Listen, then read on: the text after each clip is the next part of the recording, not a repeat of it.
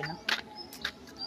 So ito guys, kaya nag-overheat dahil hindi gumana yung auxiliary fan niya. So baka nasunog yung auxiliary fan. So yun yung ano, unang na-check natin. Tapos may grinding sound sa makina. So kailangan tong makina ibaba, buksan.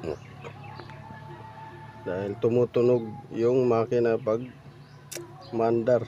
May kakaibang tunog sa loob.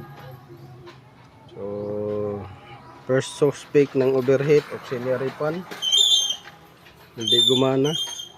Second suspect ng overheat, yung thermostat. Hindi gumana. Tapos pangatlo is yung baradong linya. Dahil tubig yung nakalagay nito, hindi kulan, kinalawang. So kagaya dun sa pinakita ko sa ninyo, yun yung video na kalawang.